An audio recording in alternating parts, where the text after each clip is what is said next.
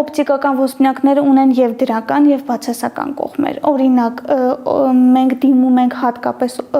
այդ կոնտակտային լինզաների նշանակմանը այն դեպքում, երբ երկու աչքերի մեջ տարբերությունը բավականին մեծ է։ Օրինակ, մի աչքում ունենք, չգիտեմ, -7, մյուս աչքում -2, նման կորեկցիան, ակնոցային կորեկցիան պացիենտների համար անտանելի է։ Այդ դեպքում դիմում են կոնտակտային լինզաների, քանի որ դրանք անմիջապես հպվում են աչքի մակերեսին,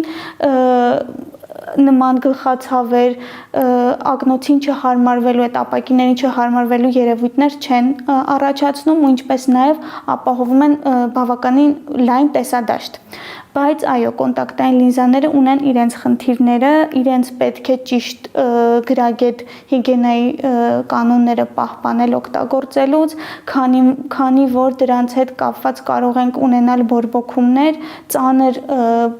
տեսակները նույնիսկ կարող են հանգեցնել աչքի կորստի, նման դեպքեր կան, ծանր կեռատիտներ, որոնք հենց ասոցացվում են կոնտակտային ոսպնյակների կրման հետ։ Մարդիկ կան դրանցով քնում արթնանում են։ Այո, շատ վատ են անում։ Իրականում ես գիտեմ, որ կերշնչող լինզաներ եւ այլն, որոնցով թույլատրվում է քնելը, բայց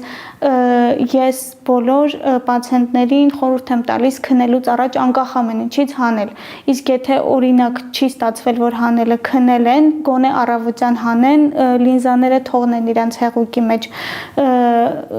որպեսզի ախտահանվեն, իսկ ամենալավագույն տարբերակը դրանք մեկօրյա լինզաներն են, երբ որ կրում են, երեկոյան հանում են եւ ուղղակիորեն թափում են այդ լինզաները։